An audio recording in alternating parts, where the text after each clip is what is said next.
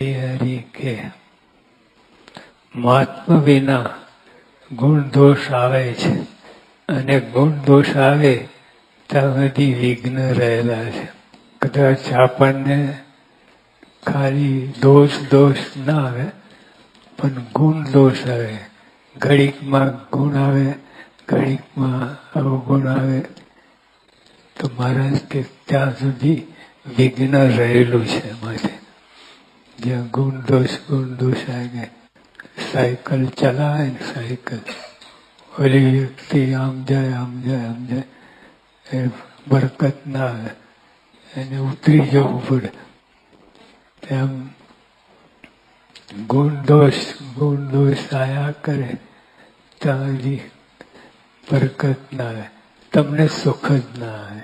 એટલે એકલો ગુણ આવે તો જ. જો હમણાં બાળકે વાત કરી, બીજું ગુણ આવે તો જ. હરિભક્તના ગુણ આવે એ તેજ, અને હરિભક્તના અવગુણ આવે એ અંધારું. હવે આપણે તપાસ કરવી. તપાસ વિના બધું ચાલુ જાય છે, હગર ડગર. આ સત્સંગ છે. આપણે અંતરદ્રષ્ટિ કરવી જ પડે. ત્યાં સુધી કાંઈ કામનું. ત્યાં સુધી આવો સત્સંગ મળ્યો છે, ભવ્ય સત્સંગ મળ્યો છે, જેમાં હજારો એકાંતિક ભક્તો થયા છે. સાચી વાત છે, પણ એમાં આપણે દુખિયા રહીએ. અંતરદ્રષ્ટિ તપાસ કર્યા વિના આપણે દુખિયા. આવો સત્સંગ મળ્યો છે છતાંય દુખિયા રહીએ. એનું કારણ અંતરદ્રષ્ટિ ન હોય. મહાત્મા વિના ગુણ દોષ આવે છે, અને ગુણ દોષ આવે. શ્રી હરિએ કહ્યું, મહિમા વિના સત્સંગ સમજાય નહીં. જો છાપ મારી નહીં. તમને અંતરમાં મહિમા બોલવાનું નહીં. અંતરમાં મહિમા હોય ત્યારે સત્સંગ સમજાય. સત્સંગ શું છે? નહીં તો વર્ષો સુધી સત્સંગમાં આવ્યા કરે, આવન જાવન, કોઈ કાંઈ સમજ ન પડે. તમને મહિમા હોય, અંતરથી મહિમા હોય તો સત્સંગ સમજાય. મહિમા વિના સત્સંગ સમજાય નહીં. મહિમા હોય તે સત્સંગમાં પૈસાને ખેંચે એમ એવું છે. મહિમા હોય એ મહિમા બીજી ત્રીજી રીતે એને મહિમા દ્રષ્ટિ એને સમજાઈ ગઈ છે વાત. મહિમામાં માલ છે, અને એ રીતે જેમ પૈસામાં માલ છે. ગમે એવો હોય તો એ પૈસા માટે આ બધા કરે છે. મહિમાના સત્સંગ સમજાય નહીં. મહિમા હોય તે સત્સંગમાં દિવસે દિવસે વધે છે. મહિમા હોય તો બીજો મહિમા, ત્રીજો મહિમા, અને એમ કરતા મહિમા એમ વધ્યા કરે. મહિમા વિનાના સાધન વૃથા છે. આવો નંબર કાઢી નાખે. મહિમા ના હોય બધું નકામ વૃથા છે, કોઈ કામનું નહીં. મહિમા વિનાના સાધન મેરુ સમાન હોય. મહિમા વિના સાધન મેરુ સમાન. બોલો કેટલી મોટી વાત કરી. પાંચમી છઠ્ઠી વાર વાંચીએ તો એ નવું લાગે. કૌકામાં હરિજન પ્રત્યે શ્રી કહ્યું, મહિમા વિના સત્સંગ સમજાય નહીં. મહિમા હોય તે સત્સંગમાં દિવસે દિવસે વધે છે. મહિમા વિનાના સાધન વૃથા છે. મહિમા ના હોય બીજા ગમે એટલા સાધન કરે, આકાશ પાતાળ એક કરે, પણ તો વૃથા. એ સમજાય જ નહીં. મહિમા વિનાના સાધન વૃથા છે. મહિમા વિનાના સાધન મેરુ સમાન હોય. એ કેટલું બધું મહિમા વિનાના સાધન મેરુ સમાન હોય તો પણ મહિમા યુક્ત અણુ જેટલા સાધન બરાબર થાય નહીં. હવે મેરુ સમાન, મેરુ હિમાલય કરતા 100 ગણું મોટું છે. એટલા બધા સાધન કર્યા હોય પણ તોય જે મહિમાથી એક અણુ જેટલું કરે તેના કરતા ચડી જાય. કેટલું બધું કહે. એટલે મહિમા એટલે પ્રત્યક્ષની વાત છે, હાલું પોલું નથી. આ સત્સંગ તમને લાગે છે ભોરું ભોરું, એટલે એમાં ચિત્ત ચોટતું નથી. આ સત્સંગ બાળકો આવીને બોલી ગયા, પણ શું બોલે છે એ ખબર છે? કેટલી ભગવાન સ્વામિનારાયણ એમના સંતોની વાત કરે છે. એ જે બહાર લેક્ચર આપે ને, એક ભાઈ લેક્ચર આપે, એક વ્યક્તિ દીઠ 27,000 રૂપિયા અને 1.5 કલાકનું લેક્ચર. એમાં સમજાય પૈસા કાઢવાના હોય ને, આ મફત મળે છે એટલે મફતમાં જ જાય છે એવું છે. પણ આ સત્સંગ જેવું તેવું નથી. સત્સંગથી અધિક કોઈ વસ્તુ નથી સત્સંગ. અને આપણે ગણતા નથી. એનું કારણ આ બધું રમકડું માનીએ છીએ.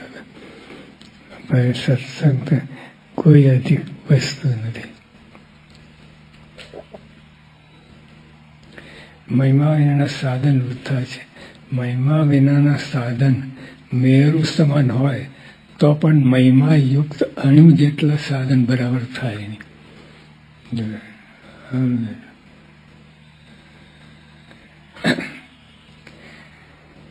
કરોડો મચ્છર ગરુડ તુલ્ય થઈ શકે નહીં. કરોડો મચ્છર આપણા હાથમાં આમ કરીએ ઠેકાણે પડી જાય. ગરુડ તો કેટલું મોટું, એની પાંખમાં કરોડો મચ્છર થાય આવે નહીં. કરોડો મચ્છર ગરુડ તુલ્ય થઈ શકે નહીં. હરિભક્તને પરસ્પર હેત ના હોય. હવે મુદ્દો આવ્યો.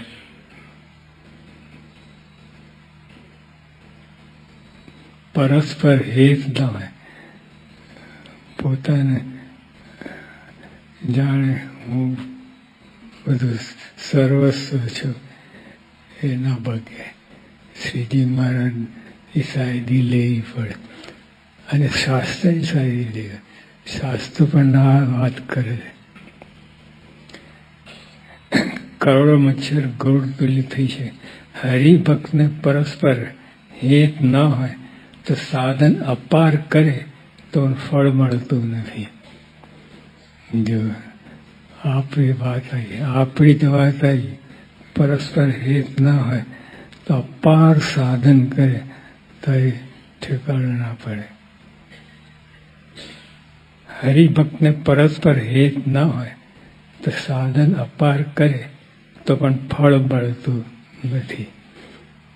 હવે આ વિચારો જ એવી વાત, આપણી જ વાત છે, આપણી જ પોતાની જ વાત છે. પરસ્પર હેત ના હોય તો બધું મેળું સરવાળો મેળું આવે. પરસ્પર હેત, જો મહારાજ સ્વામીમાં તો હેત છે. એ તો પૂર્ણપુરુષમ નારાયણ ગુણાત્યાન સ્વામી મૂર્ખ છે, એમાં તો થાય, સત્પુરુષમાં થાય. પણ જે હરિભક્તમાં અરસપરસ હેત ન હોય તો મીળું થઈ જાય, તો મીળું આવે. હરિભક્તને પરસ્પર હેત ન હોય તો સાધન અપાર કરે તો ફળ મળતું નથી. અને આપણે ઝઘડા ઝઘડી કરીએ. ઓલા તો બાજુમાં રહેવું, ફળ મળવાનું. પણ ઝઘડા ઝઘડી કરી, ટૂંકારો દઈએ, ગાળો બોલીએ, મારે કે અમારી ભેગા રહે તેને રીસ રાખવી નહીં, અમારી ભેગા રહે રીસ રાખવી.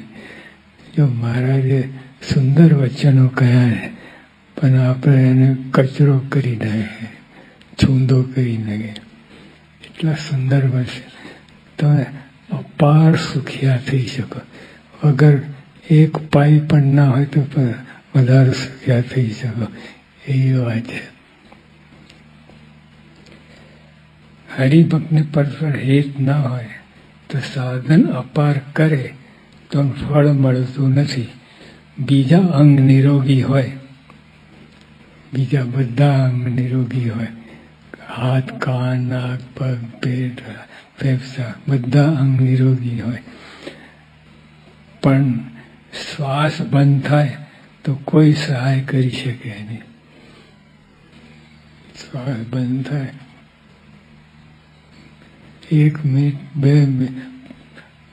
2 મિનિટથી વધારે ઠેકાણા પડીએ તો એ બધા આમ નિરોગી હોય, બધું ટીપટોપ હોય, પણ શ્વાસ રૂંધાય એટલે અહીંયા કંઈ ગડબડ થાય પછી ગયું. બીજા અંગ નિરોગી હોય પણ શ્વાસ બંધ થાય તો કોઈ સહાય કરી શકે નહીં. તે મહિમા વિનાના સાધન જાણવા. હવે સત્સંગમાં તો મહિમા જ ની વાત છે. બધા મહિમા, જ્યાં જોઈએ તો મહિમા દેખાય. તે સત્સંગ કર્યો કહેવાય. મહિમા ના હોય બધું ટોપ એકાંતિક જેવો લાગે, જેવું લાગે. મહિમા ના હોય તો બધું મિયા ફસકું થઈએ. બીજા અંગ નિરોગી હોય પણ શ્વાસ બંધ થાય તો કોઈ સહાય કરી શકે નહીં. તે મહિમા વિનાના સાધન જાણવા. મહિમા રસ છે અને સાધન કૂચા છે. એટલે શેરડીમાંથી રસ નીકળે, પછી બાકી શું રહે? કૂચા. ખાવાની મજા આવે, મીઠું મરચું નાખે તો કૂચા અહીંયા ભરાય, અટકે. તો જે મહિમા રસ છે, બીજા બધા સાધનો બધા કૂચાય. મહિમા રસ છે અને સાધન કૂચા છે. મહિમા માઇક જીવને ગમે નહીં. આ તમારે માઇક જીવને ગમે નહીં, એ નિશાની છે. એ માયાના ખાતાનું જીવ છે. એને સદગતી એને અમહિમાની વાત ગમે, મહિમાની વાત ગમે જ નહીં. એને મૂંઝવણ થાય. કોઈ મહિમાની વાત કરે મૂંઝવણ થાય. આ બંધ કરો, એને લપ લાગે. ત્યાં મહિમાનું સાધન જાણવા. મહિમા રસ છે, સાધન કૂચાય. મહિમા માઇક જીવને ગમે નહીં, તેને તો માઇક વસ્તુ ગમે. આપણે ગમે છે માઇક વસ્તુ, પણ એમાં દોષ જાણીએ છીએ કે આ માઇક વસ્તુ છે, એમાં માલ નથી, એ બધું જાણીએ છીએ પણ કરી શકતા નથી. પણ જાણીએ છીએ ખરા કે આ બધું અસાર છે, બધું છે. સત્સંગી હોય એને ખબર પડે કે આ બધું અસાર છે, સાર છે. બીજા તો ગમ ના પડે અને બધું સમથળ થઈ જાય. મહિમા રસ છે, સાધન કૂચા છે. મહિમા માઇક જીવને ગમે નહીં, તેને તો માઇક વસ્તુ ગમે. ગીંગો ગોબરમાં અને ગધેડો કૂચામાં જ લોભાય. મહારાજ માપી ગીંગો ગોબરમાં અને ગધેડો કૂચામાં જ લોભાય છે. એટલે આ સત્સંગ કર્યા પછી સત્સંગ વડતાલના 19માં મને વાત કરી છે કે આની વ્યક્તિ પાડી છે કે જે ભગવાનનો ભક્ત થાય તેને બીજું કાંઈ કરવું ગમે નહીં. મહિમા માય ગીંગો ગોબરમાં અને ગધેડો કૂચામાં જ લોભાય છે. ચિંતામણીનો મહિમા બાળકને નથી. બાળકને હવે ગમે હોય એ પહેલાં મોડામાં જ નાખે. કોઈ પણ વસ્તુ એને આપીએ ને મોડામાં જ નાખે. પછી થૂથું કરે નાખી દે. પણ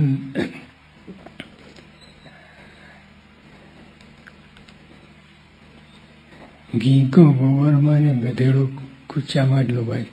ચિંતામણીનો મહિમા બાળકને નથી. તેથી બોરને કૂચામાં જ લોભાય. તેથી બોરને ચિંતામણી કરતાં અધિક માને છે. મહિમા વિના પરીક્ષિતને પણ સંશય થયો. આખા ગામમાં સિંહરી કે આખા ગામ એટલે હોલ વિલેજની આખા નામનું ગામ છે સૌરાષ્ટ્રમાં. આખા ગામમાં સિંહરી કે આ મુદ્દો છે. ગુરુ સંતો અને હરિભક્તોના અલ્પ ગુણ હોય એને મેરુ સમાન કે તો બુદ્ધિ શુદ્ધ મનવાળો કે. ગુરુ સંતો એમાં તો દીવભાવ હોય, રહેવું જોઈએ. અને ગુરુ સંતો અને હરિભક્તોને ઉમેરા છે. એકલા ગુરુ સંતોની વાત નથી. હરિભક્તો અંગત છે. શ્રીજીમાં પ્રથમના પત્રમાં જ વાત કરી. એની નિષ્ઠા હોય એટલે હરિભક્તો ગુરુ ભગવાન સંત અને હરિભક્તોને પણ ઉમેરા છે. તારે નિષ્ઠા પૂરી કહેવાય. ગુરુ સંતો અને હરિભક્તોના અલ્પ ગુણ હોય, જરા કંઈ ગુણ હોય. વધારે તો આપણે તો વધારે કેટલું વધારે છે, પણ અલ્પ ગુણ હોય તેને મેરુ સમાન કે. હવે આપણે તો ઊંધું છે. મેરુ સમાન ગુણ હોય તો અલ્પ જેટલું માનીએ. ગુરુ સંતન હરિભક્તોના અલ્પ ગુણ હોય તેને મેરુ સમાન કે તો શુદ્ધ મનવાળો છે. આ શુદ્ધ મનવાળો આપણે કહીએ તે નથી. માઇક શુદ્ધ મનવાળો આને કયા જે ગુરુ સંતો અને હરિભક્તો એના બધાના ગુણ હોય. એની નિષ્ઠામાં ગણી મહારાજે. નિષ્ઠામાં તારે નિષ્ઠા પૂરી થાય. ગુરુ સંતો અને હરિભક્તો તારે નિષ્ઠા પૂરી કહેવાય.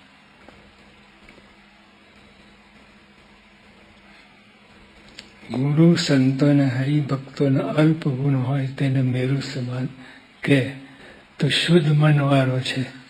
તપ કરવા કરતાં પણ સંતના ગુણ ગ્રહણ કરવા તેનું બળ વધારે છે. તપ વ્રત કરી સારી વસ્તુ છે, કરવા જ જોઈએ. પણ તોય મહારાજે કહ્યું કે તપ કરવા કરતાં પણ સંતના ગુણ ગ્રહણ કરવા તેનું બળ વધારે છે. એટલે મહિમાની વાત આવી છે.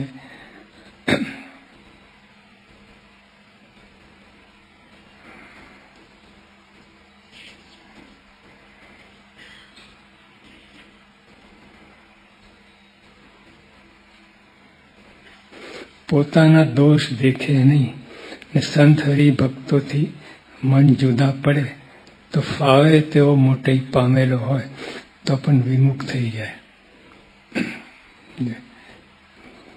ટૂંકમાં સત્સંગમાં બીજાના જ ગુણને વિચારવા, બીજાના જ ગુણને અધિક માનવા, આ જ પ્રોસેસ છે. તો આ સત્સંગ તમે કર્યો કહેવાય. નહીં તો ભલે દેખાય, લોકમાં દેખાય બધી બહુ મોટા છે, આમ છે, પણ મારે કે ઝીરો, ફીફા વધારે.